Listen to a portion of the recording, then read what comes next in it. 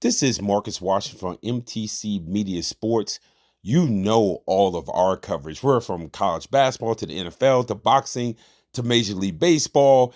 You name the sport, we cover it. So I get asked the question all the time, where can we get that information? And I always say, follow us on social media.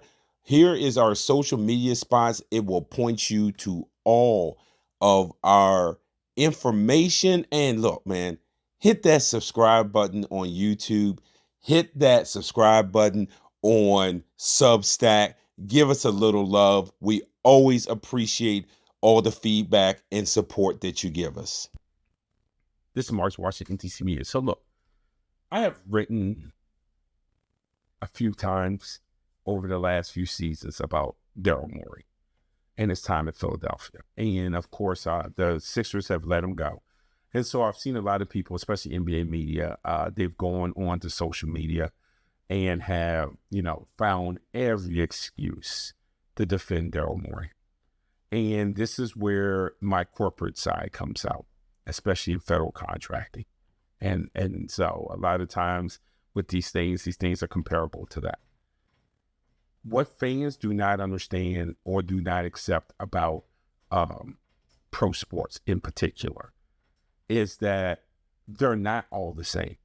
I always hear owners being used as one overarching bucket, as if every owner's the same. Every owner's priority is the same. Every owner, the way he wants to do business is the same, so on and so forth. And what we're dealing with is ownership groups, by the way.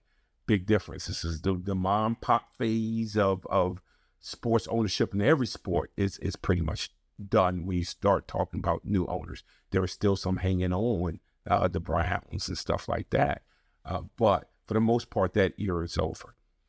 So when I talk about federal contracting, I always say this.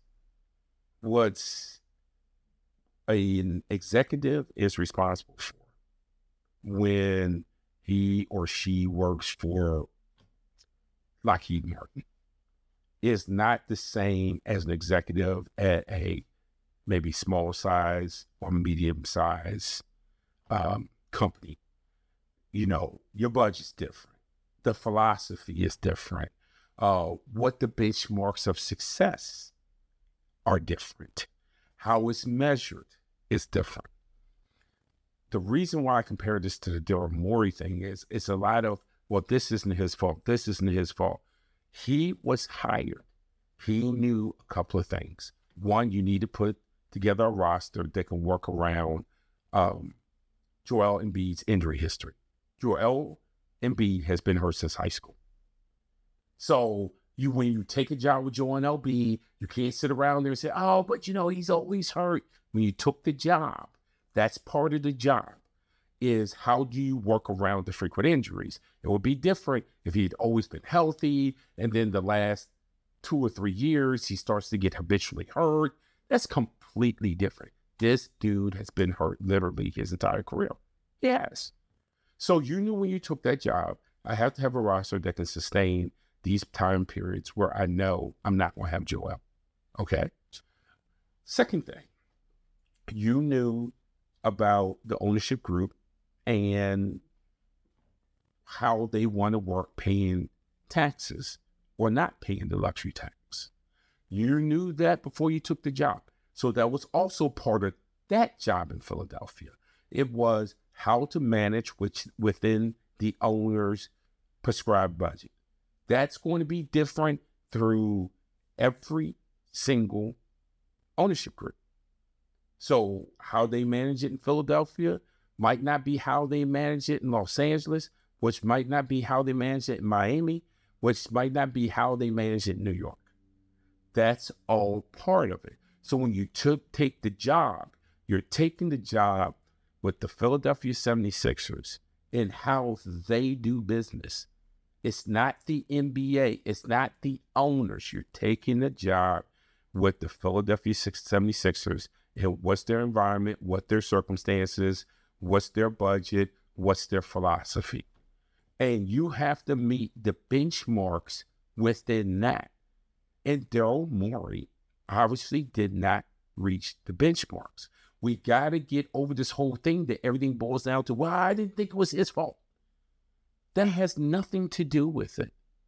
Because from an ownership perspective, my thing is I need to have the person who can do the best job under the circumstances that we have in our building. You might think it's unfair, but these are the circumstances in my building, and I have to maximize that. These are the limitations, some self-imposed, because if Philadelphia and the Harris Group wanted to go habitually into the tax, they could. If they wanted to spend more money, they could. If they wanted to go over the first apron or the second apron, they could. They chose not to because this is how they're choosing to run their business. So what they need is the best president, GM, however you want to define it, president, decision maker, is what I call it, executive decision maker, that fits into what their philosophy is. The same thing I said about Denver with Mike Malone and Calvin Booth and that whole thing. Who fits in the philosophy, the environment, the budgetary guidelines and guardrails of the Cronkies? And then once you figure that out, I have to have the best person who can operate within those parameters.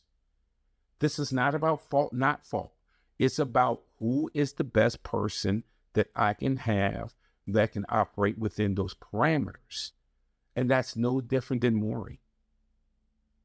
Did he maximize and meet expectations within the parameters of the Harris Group? And the obvious answer is no. And they felt like he has been there since 2020. This wasn't a 1 or 2 year rash thing since 2020, and they felt like he didn't meet the benchmarks. That's not unfair. That's not unfair. It's the same thing about Tibbs. Everyone lost their mind when they got rid of Tibbs. How can you get rid of Tibbs? How can you get rid of Tibbs for Mike Brown? Mike Brown understood before this season what the expectations was. You know why? Because the owner said it. Dolan said it. That's not debatable. Dolan said it. Here are the expectations for this year, NBA Finals. That was his expectation for last year. And again, what I said about Mike Brown, this is not a Mike Brown thing, was one, he had more wins this year. As much as there was all this concern about the Knicks and how they played, which was valid, especially when they went through that losing 7 out of 9 stretch, he still had more wins than Tibbs ever had as a Knicks head coach. Let's just be honest. He did. Tibbs never had 54 wins. So, again, but the expectations of the owner has to be met, which is Dolan. And it hasn't been met yet. As much as everyone loves to celebrate the Knicks as we speak, none of this counts if they lose to either Detroit or Cleveland, whichever one wins that series. Because then you're not meeting the benchmarks. Whether you think it's unrealistic or not, or however you think, it's not meeting the benchmarks.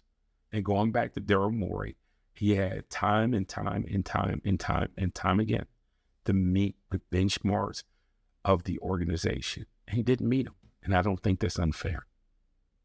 And so this is not about whether it's his fault or not his fault. It's about whether you reach the benchmarks. And he didn't do it. It's Mark Washington, MTC.